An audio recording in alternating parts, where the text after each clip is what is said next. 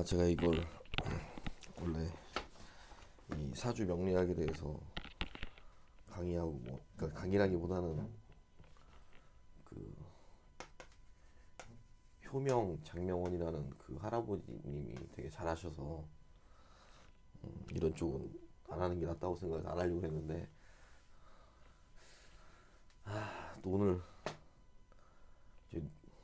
친누나가 있는데 저랑 동갑이라고 하더라고요, 여자애가. 근데 또 운명을 또 좀 뭐 사주를 좀 팔자를 봐줬나 봐요. 근데 뭐 좀 이렇게 제가 본 거랑은 좀 다르다 뭐 이런 식으로 얘기를 하길래, 걔는 그 여자애는 나랑 동갑인데 어떻게 공부를 했냐 물어봤더니 또 얘기를 잘 못하더라고요. 뭐 정확하게 뭘 공부했는지 모르겠다, 그냥 걔가 봤는데 좀 차이가 나는 것 같다 얘기를 해서. 원래 그 명리학이라고 하는 게, 이 책을 보면 아시겠지만 이 자평진전이라는 그 책을 건륭제 때 설하우라는 사람이 쓰고, 이 심효청이 또 이 갖다가 이제 평주를 했는데, 그러니까 이 자평진전 원문을 가지고 여기에 또 자기 나름대로 또 해석을 했다는 얘기죠. 근데 이 책의 자평진전 평주라는 책은 이제 그 심효청의 책을 기본으로 했는데, 대만에서 만든 그 번역한 책을 이 박영창이라는 분이 다시 또 해석을 한 거예요. 그러니까 이 설하우가 자평지전 만든 걸 심유청이 여기다 또 평주를 한 책을 대만에서 만들어서 이거를 다시 한국의 박영창이라는 분이 다시 해석을 해서 책을 낸 거죠. 근데 이걸 보면 그냥 그 사주팔자 뭐 명리학 뭐 이런 거 보통 이제 인생 12진법, 뭐 나의 방정식, 뭐 운명 12지, 뭐 운명이란 무엇인가, 뭐 사주팔자, 팔자의 비법, 사주 비결, 막 이런 잡다한 책들 있잖아요. 이런 것들.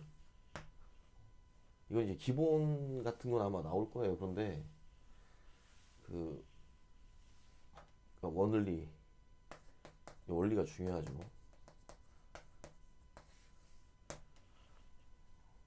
기본은 자평진전이고, 이 책에도 나왔다시피 그 다음에 적천수가 이 기본서예요. 이 자평진전이라는 것도 여러 가지 이제 이렇게 거쳐서 나온 거고, 근데 심유청이 여기다가 이제 평주를 했는데, 이런 것 때문에 아마 또 좀 이렇게 같은 사주를 보더라도 결국은 용신이 뭘로 잡느냐가 되게 중요하거든요. 어떤 사람한테 예를 들어 병화를 용신이 될 수가 있는데, 또 어떤 책으로 봤을 때는 뭐 얘가 개수를 용신으로 삼는다 이러면 완전 그 해석이 달라지는 거죠. 근데 기본적인,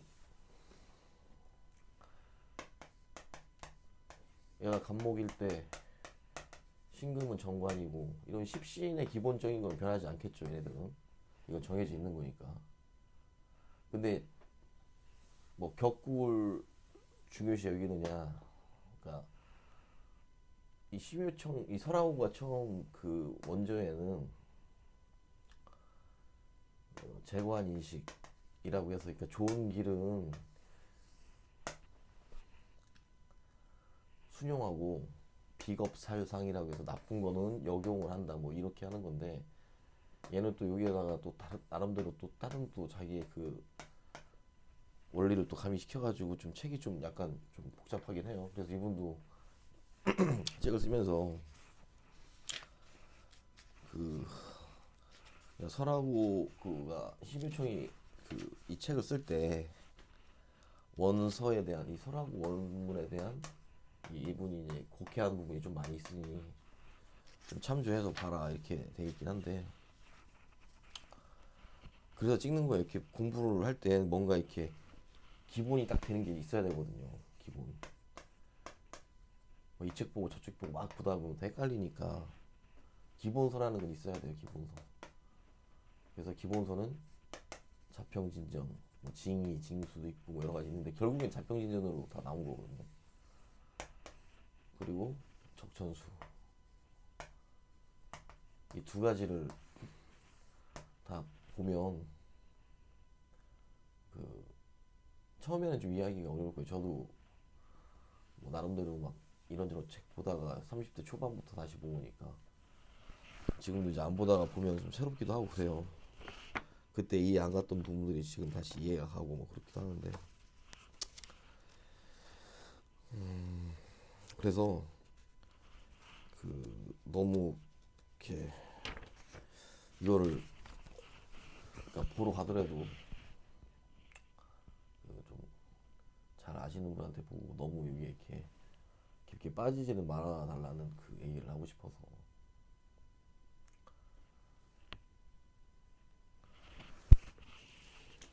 그래서 그렇다고 해서 뭐 하기도 좀 뭐하고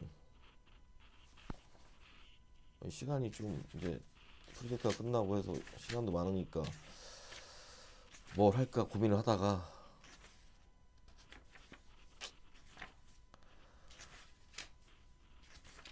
이런 그 이론 같은 것들은 괜히 얘기해봐야 뭐 복잡하고 막 음양 오행설 뭐 나오고 막 그 소양 소음 나오고 태음 태양 나오고 약간 되게 좀 어떻게 보면 철학책 같다는 느낌이 들어가지고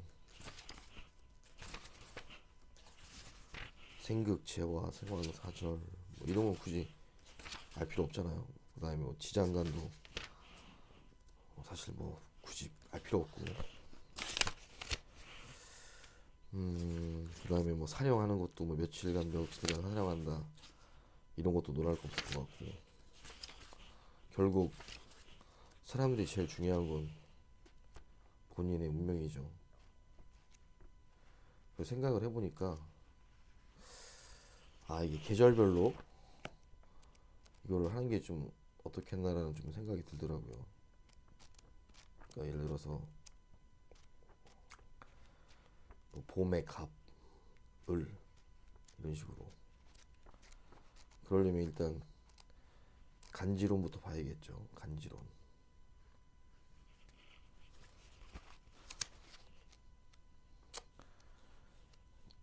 근데 사실 간지론 가는 아니 이것도 모르는 분이 많이 계시겠지만 천간이 있고 지지가 있죠. 천간은 갑부터 해서 무이경십회까지, 지지는 자부터 해서 해까지 10개, 12개. 얘들이 짝을 내서 갑자, 을축, 병인, 정묘, 무진, 기사, 죽쭉 합치면 60개가 되죠.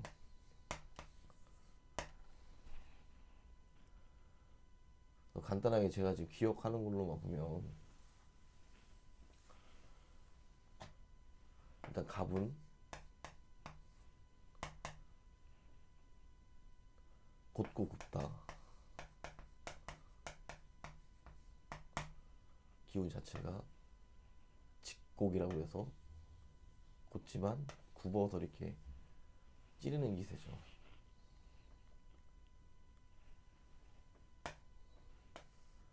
그리고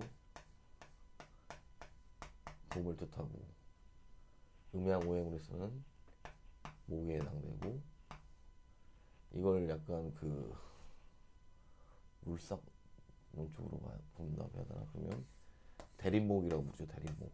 이렇게 목재, 큰 목재를 바로 얘는 이제 그 습기가 없기 때문에 바로바로 이렇게 뭐 통나무 배라든지 가구라든지 이렇게 만들 수 있는 그런 목재를 뜻해요. 제목.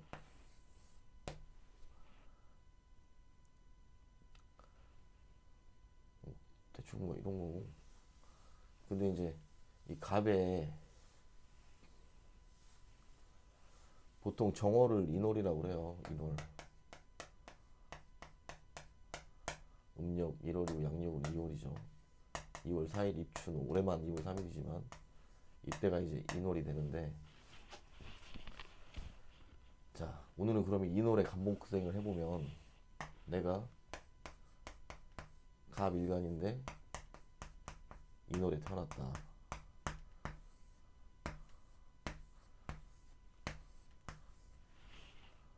사실 이것들도 다 중요한데 기본적으로 보면 인월에는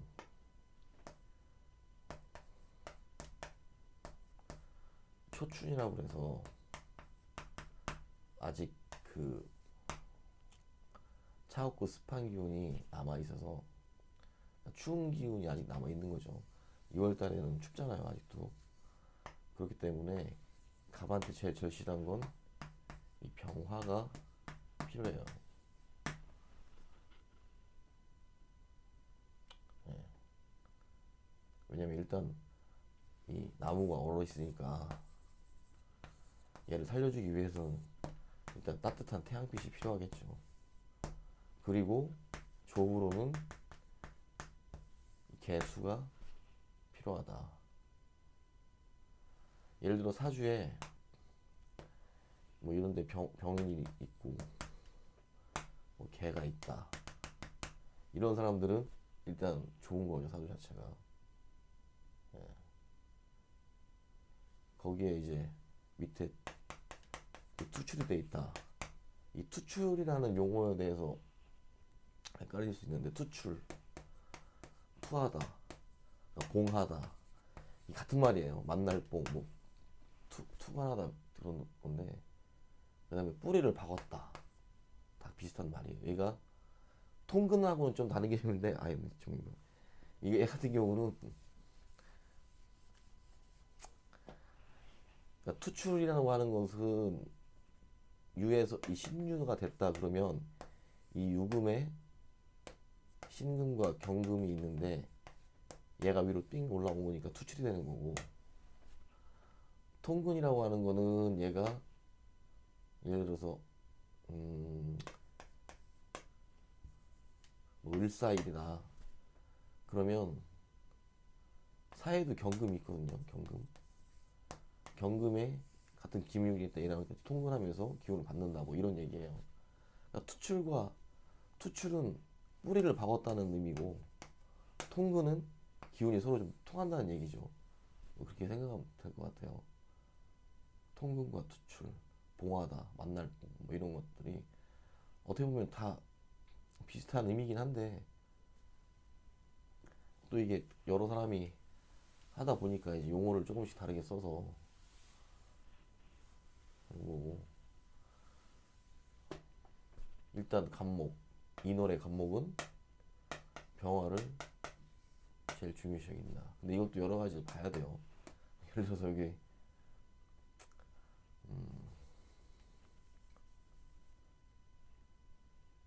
인월인데 병인월이고 뭐 정사월이고 여기에 뭐또 정묘 뭐 이런 식으로 돼 있다 이러면 용신이 될 수가 없죠. 가뜩이나 화들이 많아서 흐리가 심한데 또 얘네들이 용신이 될 수 없으니까 이거는 그러니까 어느 그 인터넷에 찾아보면 뭐 인월에 갑뭐 무슨 월에 뭐 이렇게 해서 심지어 그거 가지고 방송도 많이 하더라고 유튜브에. 뭐 무슨 월에 뭐는 뭐가 용신이고 뭐가 필요하다.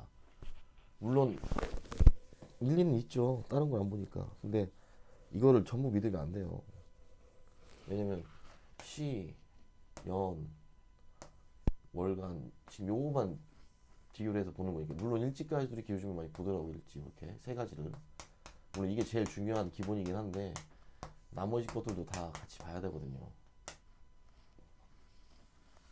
근데 기본은 이렇다는 거. 인월의 간목은 병화를 최우선으로 써야 된다. 근데 예를 들어 또 이게 병화도 있고 다 괜찮은데 오히려 또 인목이 많다. 그럴 때는 병화보다는 경금을 용해야 되는 거고. 이게 다 그때그때 좀 달라요. 이게 주변의 상황에 따라서. 예를 들어 또 인월인데 여기가 오다 그러면 인호술 합이 또 돼가지고 얘가 또 화로 변하니까 여러 가지 좀 변수가 많죠. 그렇지만 어쨌든 인월은 아직 한기가 서려있기 때문에 병화를 용해야 된다. 그리고 갑이 일간인 사람들은 자기 주장이 좀 강하죠. 고집이 있다고 하고 아집 같은 것도 좀 있고. 오히려 을목은 좀 사람이 부드럽고 유연한 편인데 약간 갑목은 꿋꿋 좀 꼿꼿한 편이죠. 약간 그 대쪽 같은 그런 스타일이 많죠. 갑목의 기운을 가진 사람들은. 거기에 또 인월이니까 그게 좀 더 심하겠죠. 인월에 우병 갑에서 갑이 영향을 받는 거니까. 이거 이제 녹을 얻었다고 하는데, 그러니까 녹이라고 해서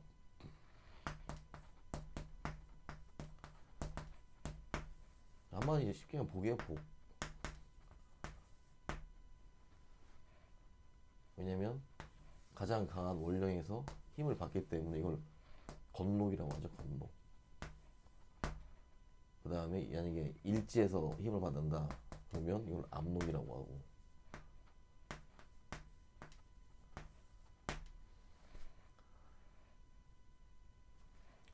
기본적으로는 여성은 강한 것보다 오히려 약한 면이 좀 나을 수도. 다 요즘 시대에 따라서 뭐 달라지긴 하겠지만 크게 이렇게 안 따지는데, 특히 남자는 일단 신강한 게 좋아요. 신강 일단.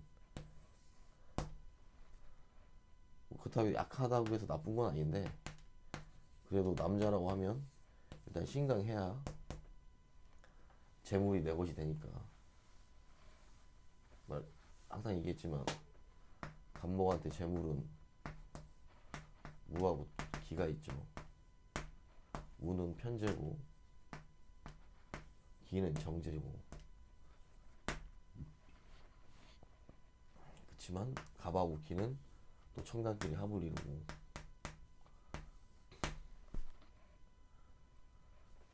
감 입장에서는 이 둘이 여자면서 재물을 뜻하죠.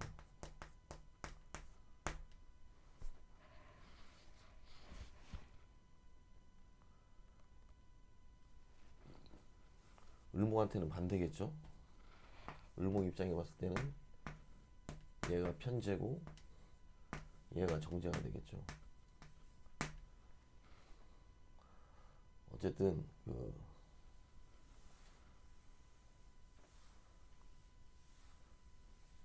사실 이쪽 계통도 너무 자기가 이제 뭐 배웠다거나 뭐 스승한테 배웠다거나 뭐 그런 게 많으니까 하다못해 올해 신축전이라는 것만 해도 몇 번 얘기했을 텐데 10년 대운을 신축이라는 10년 대운이 왔을 때 어떤 사람은 자기는 지지만 본다. 어떤 사람은 얘 5년, 얘 5년 이렇게 본다. 또 어떤 데서는 이 두 개를 같이 10년을 본다. 또 최근에 나온 또 거기서는 이 두 개를 같이 보는데 얘 지장간이 투출했을 때는 또 얘를 더 비중 있게 본다. 그러니까 이게 발전돼 이렇게 나가는 건지는 모르겠는데 학성이 계속 조금씩 바뀌어요. 이렇게 이 하나를 가지고도. 근데 큰 틀은 변하지는 않겠죠. 어쨌든 올해 같은 경우 신축년은 얼음칼 같은 거니까 차가운 금속이죠. 또 어떤 사람은 또 경금, 신금을 부순 거 열매다 뭐 이렇게 하죠. 물론 열매일 수도 있어요. 이게 열매일 수도 있지. 왜냐면 이 자라는 씨앗이 자라가지고 이렇게 떡잎이 나오면 축이 되고 여기서 이렇게 막 자라나서 화려하게 자라난다고 해서 얘를 인목이라고 보고, 그러다가 이제 얘가 쭉 자라나는 때가 있거든요. 막 성장할 때 이때가 진월이라고 보는 거예요. 진. 그리고 여기서 이제 가지들이 펼쳐지는 것들을 4라고 보고, 그 다음에 한여름에 이제 막 이파리가 막 무성해지는 거를 5라고 보는 거고, 이 이파리 옆에 샌이파리 나는 걸 얘를 밑으로 갖다 해서 미라고 보고, 열매 맺히는 게 신이라고 보는 거고, 그 다음에 이제 더 이상 성장을 멈추게 하는 게 유금으로 보고, 그 다음에 술, 해는 얘들이 다 이제 하나씩 떨어져서 결국엔 이렇게만 남겠죠. 잠이 들어가는 거죠. 그러니까 동물을 치면 겨울잠을 자는 것처럼 이 나무가 다시 이파리가 떨어져서 가지와 줄기만 남는 이런 상태. 그리고 얘의 기운은 다시 땅속으로 저장이 되는 그런 걸로 봤을 때는 뭐 경금이 신금에서 나온 거니까 뭐 열매라고 해도 크게 무리는 없긴 해요.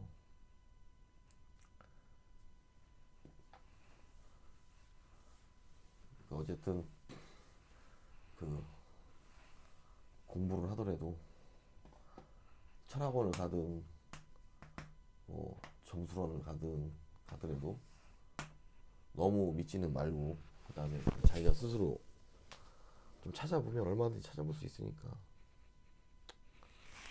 인터넷에 치면 다 나오잖아요.